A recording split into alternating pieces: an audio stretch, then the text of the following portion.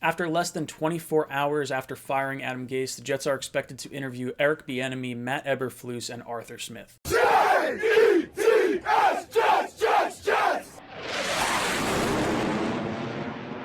Welcome to Jets Talk. My name is Ryan. I'll be your pilot today. If you're new here, hit that subscribe button. If you've been here before, welcome back. I love having you here. Guys, the Jet fan base went a little bonkers last night when Rich Cimini released this tweet, and everyone got all up in arms. So let's look at that, and then we'll go into some of the head coaching rumors that we're apparently going into for interviews. So, dynamics of Jets coaching search per source. CEO Christopher Johnson, team president Jaime Elhai, I'm going to pronounce that wrong, I'm sorry, and GM Joe Douglas will conduct it. Douglas, whose opinion carries the most weight because of the football background, will make the recommendation. Johnson will make the final decision. Immediately, Jet fans kind of lost their shit. And I was like, a little like, oh my God, Christopher Johnson's making the final decision? This isn't good. No, what's going to happen is Joe Douglas is going to conduct this entire search. He's going to put together a list of candidates that he really likes, and he's going to present that to the owners.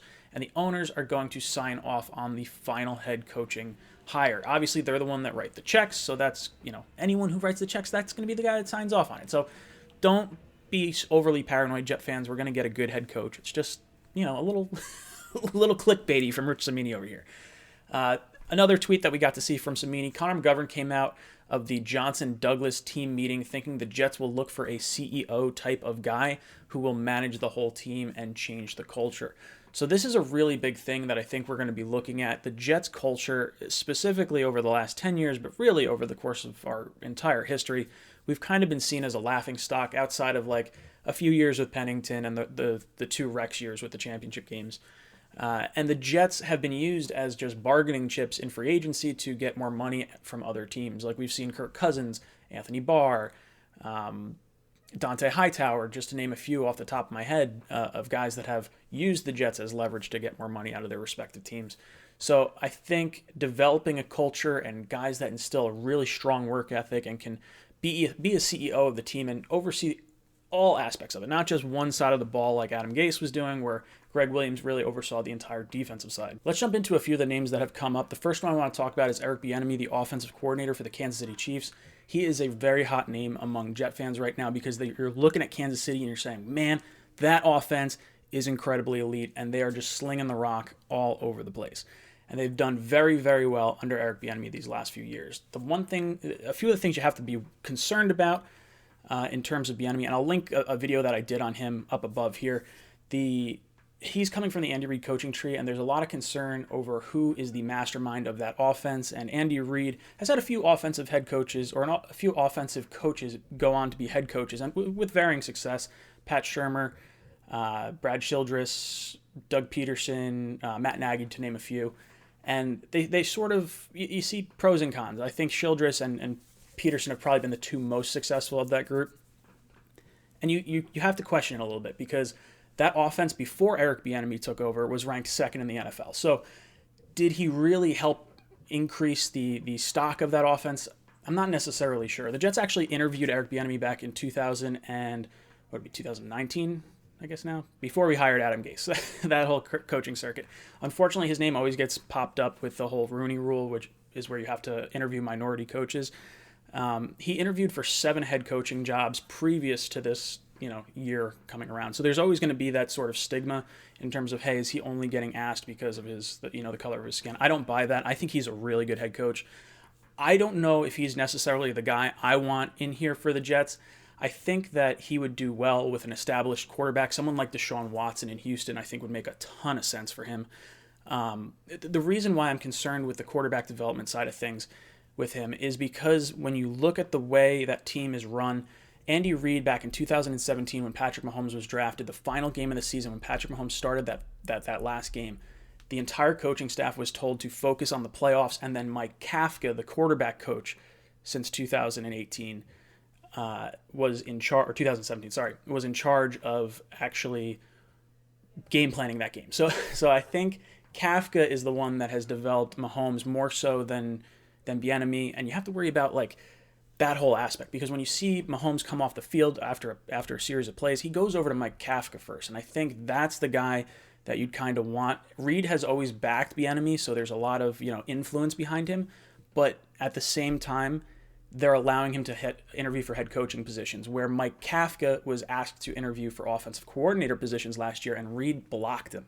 So I think Reed really likes Kafka in that place. So for me, Bieniemy, I don't really like this, but I think it's a good option for the Jets to at least explore, turning over all these different stones. The next guy I want to talk about is Arthur Smith. Arthur Smith's an interesting name because his father is the one that developed FedEx. And, you might be saying like, oh, well, that's weird. Why is he an NFL head coach, or not head coach, but why is he in the NFL and doing all that sort of stuff? I really like this. I think that he has kind of blazed his own trail. It's really easy to just go into your father's business and, work at FedEx and just kind of coast through life like that. But that's not the route he took. He followed a passion, and he's stuck with it. And he's been with the Titans for a bunch of years. He was actually the tight ends coach for a while, and I really like Delaney Walker. I think they've had a ton of success with him over the years. Not to mention it's my last name, so it kind of makes me feel a little happy there. But I love this Titans offense. This Titans offense runs through Derrick Henry. Ryan Tannehill was a former Adam Gase, quarterback, and he was able to turn around his career. So the thought process there is maybe he comes in, he turns around Sam Darnold, and all of a sudden the Jets just take off. This is a good thing. And you look at the different players that have performed well under him. Corey Davis, this year specifically, he's going to be a free agent. He's a wide receiver. If we bring in Arthur Smith, that I think we should really take a hard look at. I think the Jets could do well there, and I think he's not going to cost a whole heck of a lot of money. Now, for me, if we get Arthur Smith, I would think Najee Harris in like the second round could be a realistic option for the Jets, someone who is another Alabama running back who could definitely create that ground and pound sort of atmosphere. And I think you're going to instill some really hard work when you're looking at Arthur Smith. Now, the final name on this list is Matt Eberflus, the defensive coordinator from the Indianapolis Colts. Now, the connection here is Rex Hogan. Rex Hogan used to be the vice president of player personnel for the Colts back in 2017 and 2018. Matt Eberflus was actually hired by Mike McDaniels, the Patriots offensive coordinator, when he became the head coach of the Indianapolis Colts, and then famously backed out of that decision, leaving all those coaches high and dry. And oddly enough, the ownership group of the Colts wanted to keep Eberflus on, even though he was not going to be a Frank Reich guy who ultimately wound up being the head coach there. And it turned out to work really, really well. These are guys that, let's look at before and after with Eberflus. Before he got there, they were ranked 28th in pass defense, 30th in scoring defense, and 30th in total defense. The next year, they ranked 16th in pass defense, 10th in scoring defense, and 11th in total defense. That's with 7 of the same 11 starters returning from the previous year. So the amount of influence and just hard work and just drive that Eberflus was able to get out of his guys, the player development side, I think, is absolutely huge, because you're taking guys that you've already seen, guys like Pierre Desir, who were just a journeyman and had a pretty good season under Eberflus. It's interesting. The connection between Rex Hogan, who's our assistant general manager, and the Colts, both between, the trade up for Sam Darnold and like all these different, free agents that were brought in, or trades, Quincy Wilson, Pierre Desir, just to name a few. It's interesting. Eberflus was actually credited with instilling an ultra-demanding culture of hustle, discipline, and teamwork. So in terms of CEO and guy that can instill a new culture, this sort of fits the bill. Now, I don't particularly want a defensive-minded head coach. It sort of scares me a little bit, because I want someone who can develop either Sam Darnold or develop a quarterback that we're drafting at number 2. And for me, if Joe Douglas decides on this, I'm all for it, because I really trust his judgment. I think you have to pair him probably with a stronger offensive coordinator, and then you just sort of run the risk of potentially losing that coordinator if he does do a good job to a head coaching position. So that's sort of the flaw in going with a defensive head coach. It's not a bad thing. I mean, heck, freaking Bill Belichick's a defensive head coach. Pete Carroll's a defensive head coach. There's plenty of guys that have been defensive head coaches that have done really well in this league. So I'm not overly concerned all the way around. In terms of all these names, I would say the one I'm most intrigued about would be Arthur Smith. That said, I don't really want them to try and fix Sam Darnold and run it back with him. I think the smart move is probably to take the quarterback at 2.